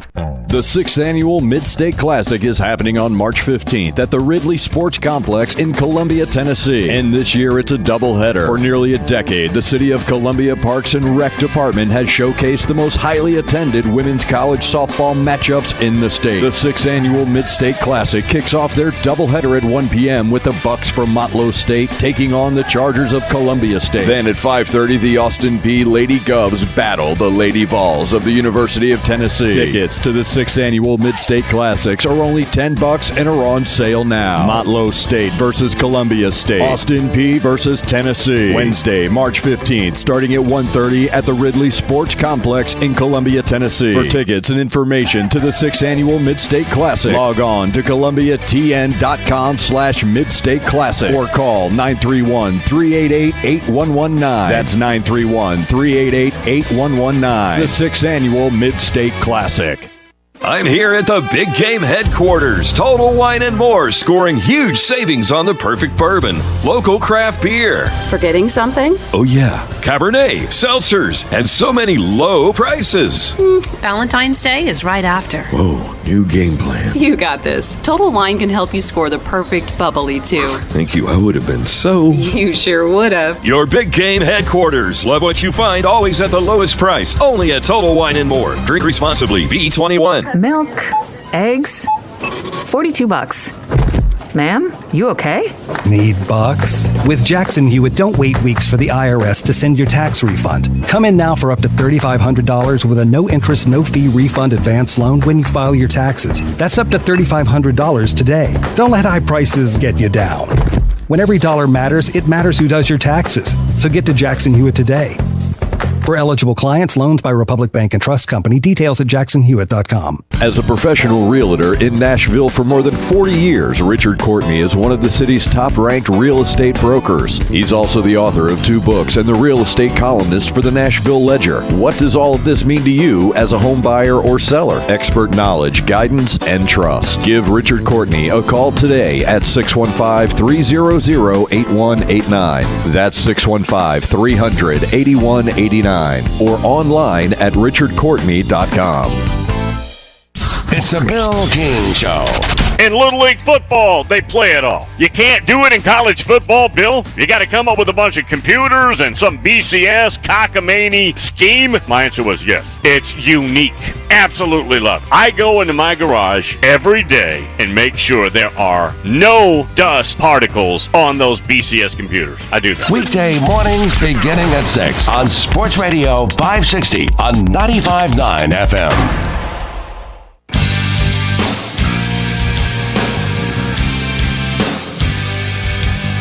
You're listening live from the Strike and Spare Studios, downtown Music City. It's the McFarland Show. Thank you, Big Voice Guy. Wedding Singer came out 25 years ago today. Wow. How about that? Okay. So, as Adam Sandler is coming to Bridgestone Arena on Friday. Outstanding. Yes. On Friday. I've seen that. Doing an arena show. Yes. Here in Nashville. Okay, so real quick, I feel like I need to interrupt your flow because over the past, since we've started this show back in October, you've made several movie references towards me, which is fine. But here's something that you don't know about me. I haven't seen any movies. Oh. I'm really bad. Really? With movies. You haven't seen Wedding Singer? No. Justin McFarland. I'm serious. Seriously? Now, this is something that has gone on my whole career. Really? And I'm fine with it, but there's a lot of very popular movies that I have never seen in my whole life that I'm sure we can get to. I don't think we need to do this now. Is this a summer topic? I think this is a summer topic Okay. because it's deep and it perplexes people. And I understand that. I'm hurt. It's fine. I understand. But, very I've hurt. had to go through this my whole life. I Okay. understand. See, we're in, what is this now? 5th month? Yes. Or- right? Is Yeah, that right? somewhere, yes. Somewhere like that. We're coming up on 5 months. Yes. I did not know that. Yes. And I know you don't. And That's why I'm- you're like, stop using movie No. references because You I don't can use watch movies. because I know what The Wedding Singer is. I know it's a movie. I know it stars Adam Sandler. I Yeah. know it came out 20 years Drew ago. Barrymore. I'm familiar with the actors. Uh-huh. I'm familiar enough to kind of get my way through it. I've seen some clips online probably, but have I watched the whole movie? No, I've not watched the whole movie. Billy Idol makes an appearance, a cameo. Okay, in The see, Wedding I Singer, wouldn't know that because as I he haven't seen did that part there for the Super Bowl ad. Yes. Okay. Okay. I'm just letting you know. Now, listen. Again, this is a summer topic because I promise you, if I start naming movies, it would take the rest of the hour. But you have watched a movie? I have seen several movies. Several. I've just like not that's seen plural, like many. Yes, I've just not seen a lot of the popular movies that people refer to often. Okay, so you go off the beaten path for your movies, or no? No, I just don't watch a lot of movies. Period. I Okay. watch a lot of You're documentaries, just limited. and I watch a lot of sports, and I watch a lot of news programs and things like. So I don't get around to watching movies. Okay. So it's a thing. I know it's a thing, and I'm fine. And I don't judge people. I don't think I'm better than anyone else because I don't. It's not one of those things. I just haven't got around to it. And a lot of times I sit down to watch movies, then it goes to commercial, then I'll flip to something else, then I never get back to it. Now it's gone, and I don't feel it. So it's just a thing, and it's okay. Okay. It's okay. We'll save that for the summer. Yes. Yeah. This is We'll not do a that. today thing. I'm just letting you know. I just recently watched the Pamela Anderson documentary. Does that count? As I don't- something I you've don't- seen? The Pamela Anderson. I've seen parts of it because I know my Really? wife has watched it. Really? Yeah. Oh, I was Only because my wife has seen. Okay. She's watched the whole thing. I've Okay. seen just parts of it. Okay. As a result of being in the room with her. Again, we'll save this. Yes. I'm telling for, you, it's like it's June. It's deep and shocking. I told you I'm hurt. Okay. I'm actually very hurt. by You're this. not hurt yet. You just wait. You think you're hurt now? Wait till June. Wait till you find out some of the other things I haven't seen. So you go right for it. Well, I notice you perk up when I always say "Remember the Titans." You definitely perk I have up. absolutely seen You Remember the comment Titans when I say that. I've absolutely seen Remember the Titans. Okay. All right. So I'll try to, Devlin, help me keep my movie references to a minimum. Until we get to come June. on with the movie. I don't care. I'm just letting you know that I'm limited, but it doesn't mean the audience is. You're not going to come limited with me at the sacrificing to the audience because the audience will get the references. I just won't all the time. And it's possible I can still get the reference without seeing the movie. Okay. Well, I learned something new today. Yeah, so it happens. It's okay. Okay.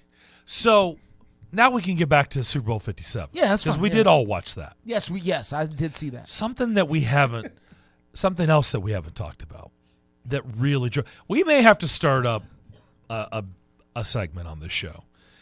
There used to be a thing that we did called You Just Made the List, and maybe something like that, because today if we were doing You Just Made the List, Travis Kelce is on the list. It's not the good list. It's the naughty list. Why is Travis? What did he do? Did you watch any of the post-game stuff? Did you watch it? Oh, well, No. then that, exactly. I'm not watching Travis Kelce for. Then you wouldn't, if you watched it, you wouldn't have said, what did he do? Okay. I missed it then. Justin. I missed the Travis Kelce. He played the entire, from the field interviews, excuse me, on the field right afterwards, next to Mahomes. Then he goes over to the set with Chris Berman and all them on the ESPN. He continues on throughout the night, just throwing it in everyone's face. No one picked the Chiefs at the beginning of the season to win the Super Bowl. All you doubters, all you haters, nobody picked us, and we did it. Take that. Travis, Stop it, man. Listen. Just stop whatever it. he needs to make Shut himself feel up. better. Okay? Okay. You have Patrick Mahomes. He does. Don't play this. Nobody was talking about the Kansas City Chiefs. Really? Dude, as long as 15 is under center, Oh, yeah. you'll always be in the equation. Now, were the Buffalo Bills a sexy pick? Yes. Yes, they were. But to come out the whole time after the game in all these interviews, no one was picking the Kansas City Chiefs. That's not true. Nobody. So take that, world. Travis Kelce, just stop it. I mean, shut up. I mean, okay, you're an all-world tight end. You're going to be a first ballot tight end. You're about to break every playoff record there is. Okay, you're in the same company in playoff records with like Joe Montana, Jerry Rice, Tom Brady, Rob Gronkowski. I'm not making that. Oh up. yeah, like he is like sandwiched in between those duos. Oh yeah, he's that okay guy for now. like all the records. Oh yeah. He's that good. Oh, yeah. Okay? You're a phenomenal player. You just won your second Super Bowl. Would you please stop trying to tell us that no one was picking the poor little Kansas City Chiefs? Nobody was. Right, because nobody. I didn't even think about the Chiefs till midway through the season. I was like, oh, yeah, that's right, the Chiefs. That's right. They're still in Kansas City. And who's their quarterback? Travis, stop it. Travis Kelce. Dude, if you conjure up things like Michael Jordan used to do, yeah, that's fine. Needs to motivate himself. But don't come out. Right. If that's what you do privately, but don't come out and tell the world. Shame on you, world, because nobody thought we could win the Super Bowl. Nobody was picking us to win the Super Bowl at the beginning of the season. Yeah, were the Bills a sexy pick? Yeah, they were. But don't act like nobody was picking the Kansas City Chiefs. That's just false and ridiculous. It is. Yeah. Well, Travis Kelce says things for attention at times. And, that's fine. That's his thing. So, if you're listening to Travis Kelce and expecting him to say something that is not going to be controversial, then I don't know what you're, what do you expect? Of course, have you known him to do otherwise? I mean, this is what he do. This is what he does. It's like Deion. Have you ever listened to Deion Sanders and expected Deion to not say anything nice about himself? This is kind of what Deion does, right? I mean, Deion talks about greatness and how great he is, and this is what it's Deion. Yeah. So what are you gonna do? It's fine. This is Travis Kelce. This is his thing. So that's cool. Just as long as you know. Listen, as long as you know what people are when you get in the door, then you can accept what comes from them. You oftentimes ask me how I cover politics. And I told you, the way I cover politics is very simple. As long as you understand what's going on here and why people are saying the things that they're saying and understand the whole apparatus, then it becomes much easier to deal with. And now if you don't, now it's... Shame on you. You're just going, they said what? I can't believe they said that. Well, why can't you believe it? Have you not been watching? Why can't you believe Travis Kelce would say something that would draw attention to Travis Kelce? And that's his thing, so it's fine. How did you feel about A.J. Brown catching the touchdown? By the way, unbelievable catch. Listen, I'm glad. You know what? All right, then. We're going to do this. Yeah, we're going to do it. With A.J. Brown. Yeah. And I'm so glad that hopefully this is the last time we're going to have to address this with the whole A.J. Brown thing. Because I understand that people have feelings about it, and I get it, and I get it with A.J. Brown. I really do. I understand. Here's the deal, everybody.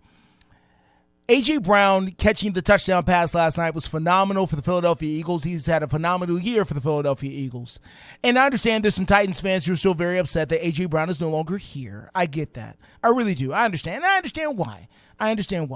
Here's my only thing, and this is all I'm saying, is you can't pay everybody. And I just need everybody to, and I understand J. Ray, it cost J. Rob his job. I got you. This is all I'm saying, though. There are 32 teams in the National Football League, and there's only 3 to 4 that I can think of who are paying their wide receiver and their quarterback on a second contract. 3 to 4. That's it. Everybody else, if you've got a number one wide receiver and your franchise quarterback, they're not on their second contract. Not both of them. One of them is. There's only about 3 to 4 in the whole league. It's the Raiders with Derek Carr and Devontae Adams. It's the Rams with Cooper Kupp and Matthew Stafford, Josh Allen, Stephon Diggs. And there may be one more out there I'm forgetting. Maybe Mike Evans and Tom Brady. Everybody else, either the stud quarterback is on his rookie deal or the stud wide receiver is on their rookie deal. There just isn't enough room to pay everybody. And by the way, none of those guys are paying Derrick Henry. None of those guys are paying Bud Dupree. None of those guys have to have money to pay Jeffrey Simmons. So I'm not saying that it was a bad deal, good deal, whatever. I'm just asking everybody who is mad about the A.J. Brown deal. And I'm not, again, it's hard for me to put myself in the position. I don't know. But I'm asking you, who would you cut then?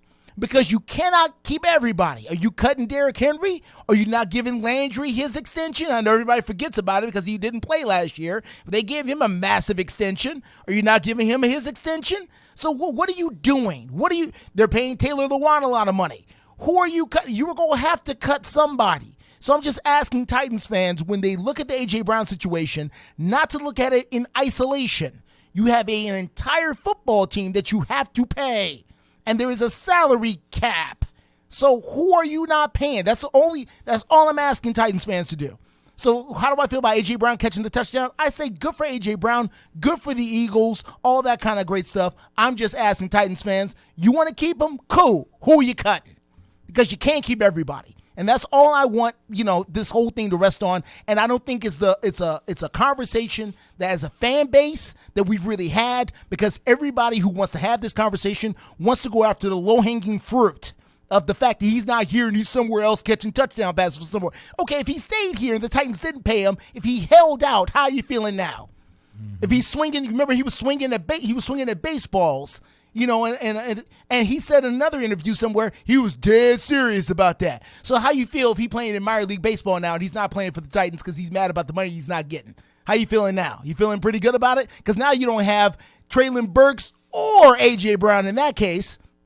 Now how we doing? Just for people who don't understand what was going on behind the scenes, if the trade happened that quick, it was pretty messy behind the scenes. Oh, yeah. Okay? Privately, it was messy.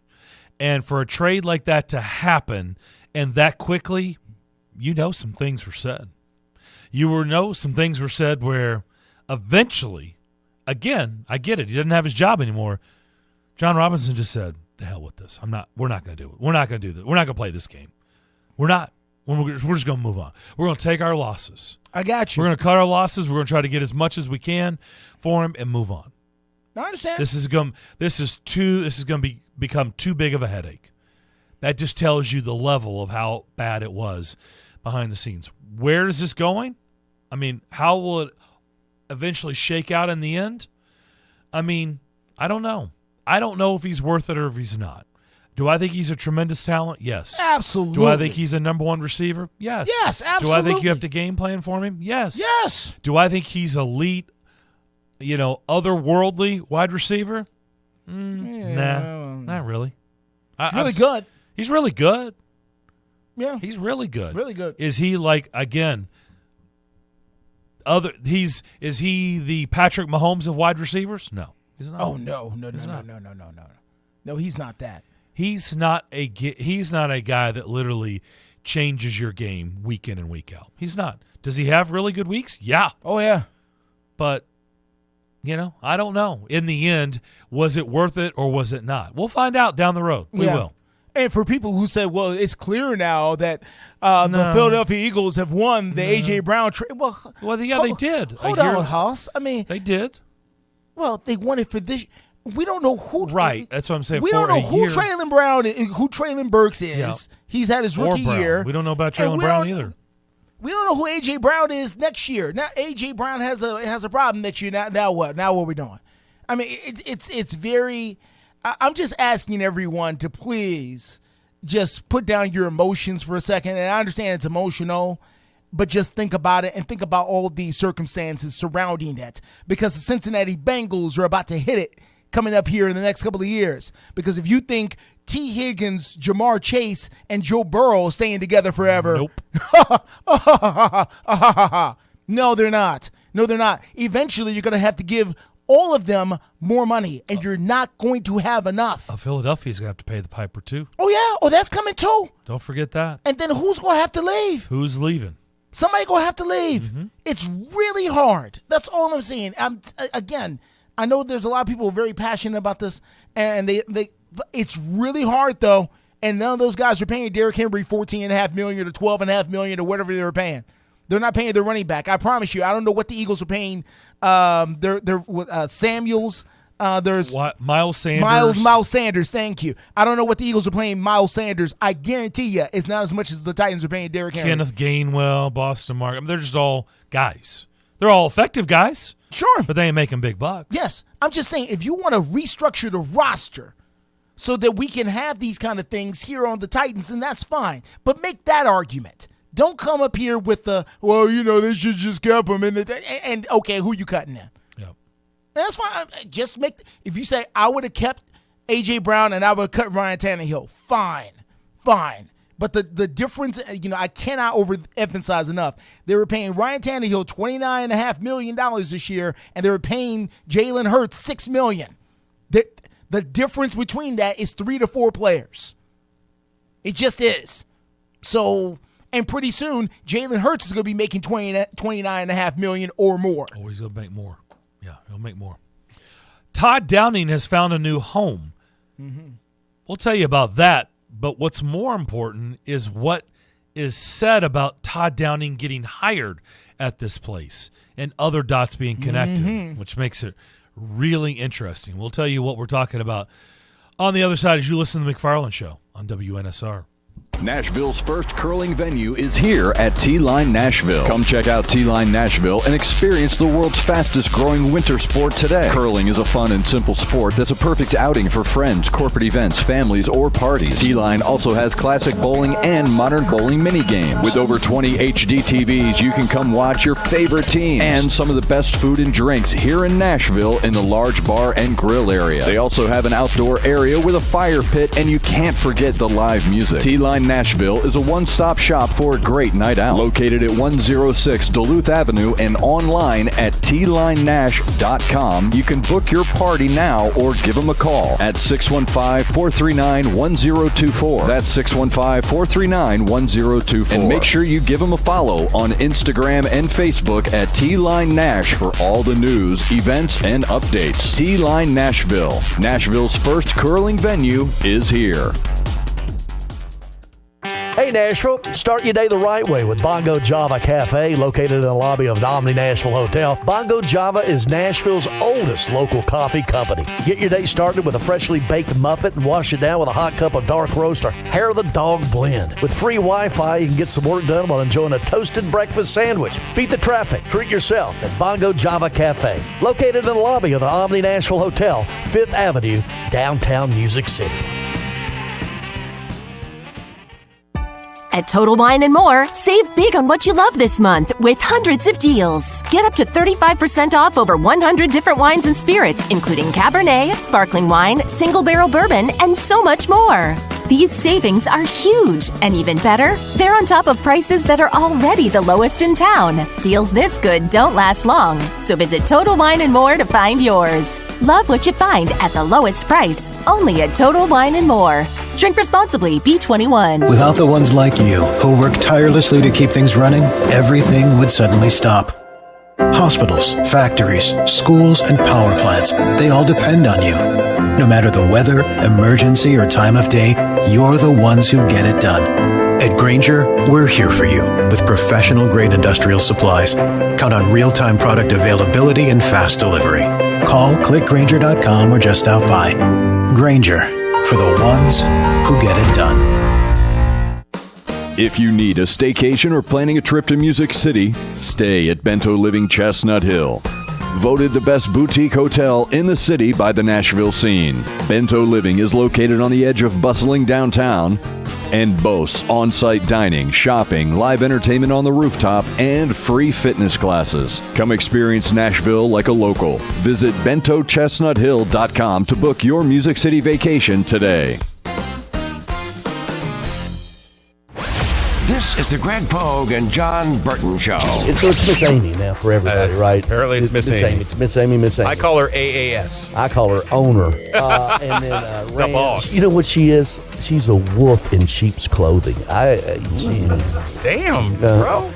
She's a gangster. She knows what she's a gangster. She knows what she's doing. Yep. Greg Pogue and News Channel 5's John Burton. WNSR. Nashville Sports Radio.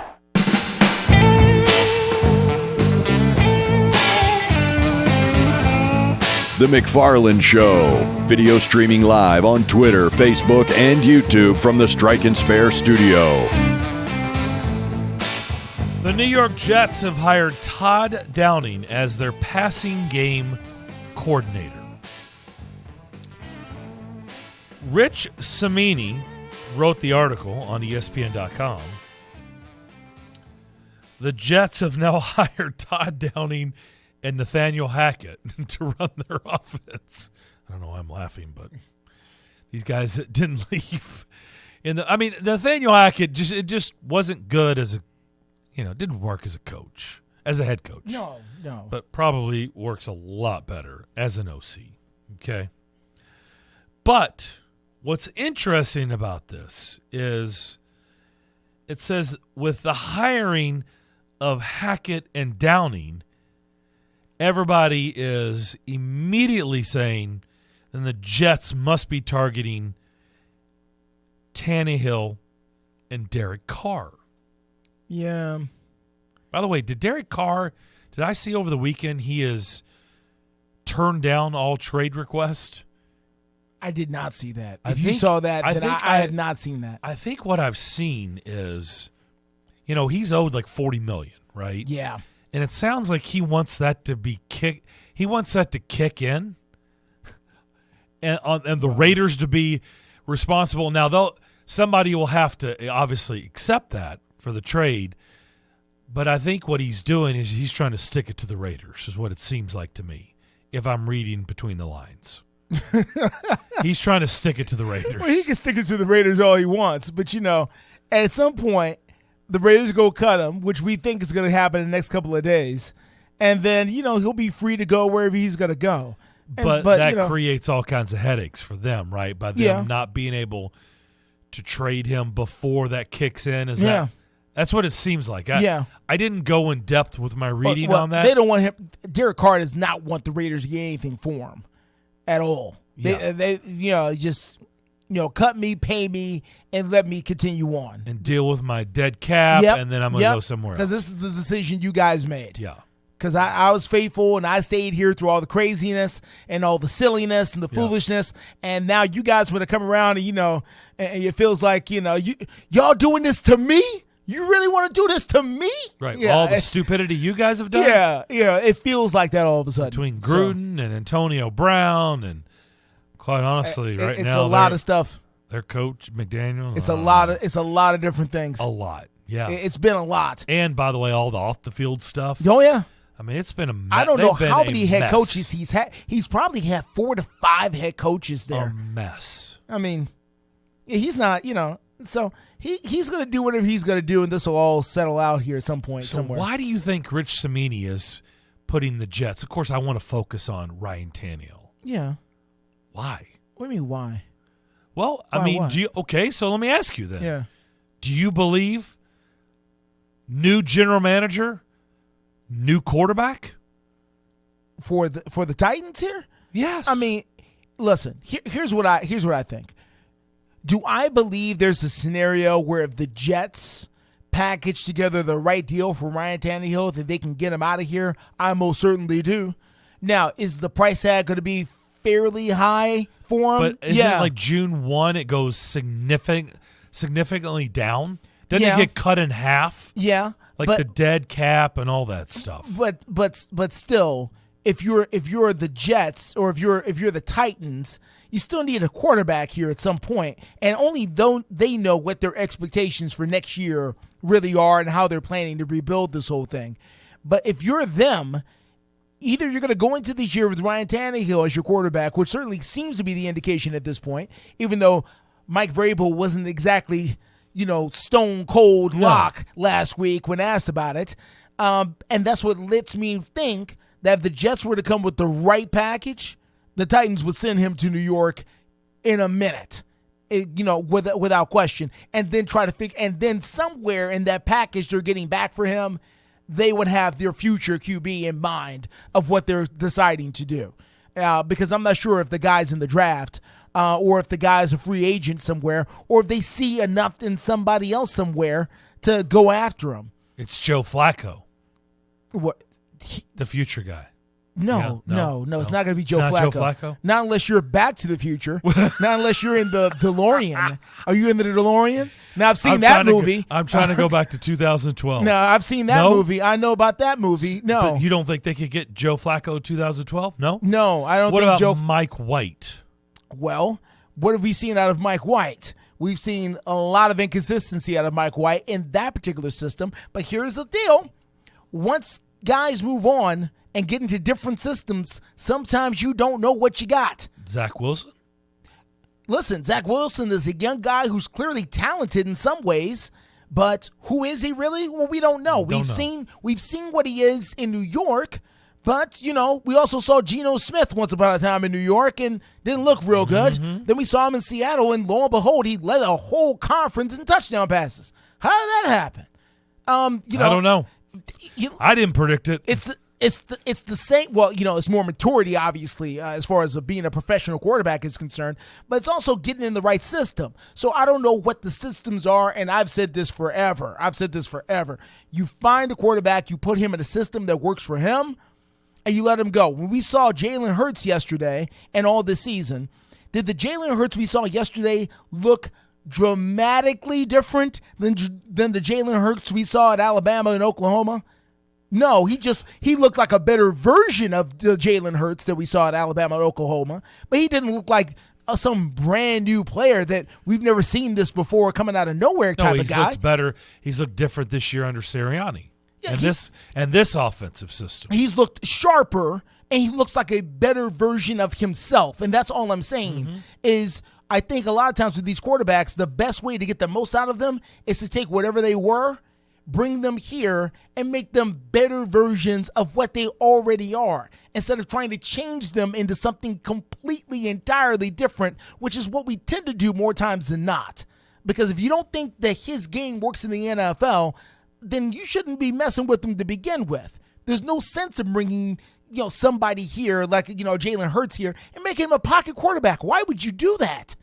For what?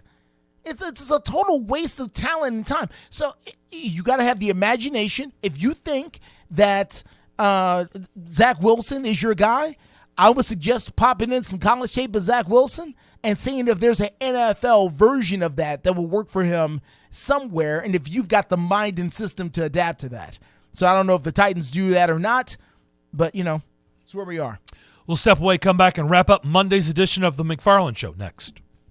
Welcome to Smashville, home of the biggest hits in hockey and the loudest parties on Broadway. Join us at Bridgestone Arena Thursday, February 16th as your Nashville Predators take on the Boston Bruins. And don't miss Saturday, February 18th against the Florida Panthers. You do not want to miss these games. Purchase your tickets today at NashvillePredators.com/tickets. That's NashvillePredators.com/tickets. We can't wait to see you back inside Bridgestone Arena. Let's go, Preds! Ad paid for by Anthem Tax Services.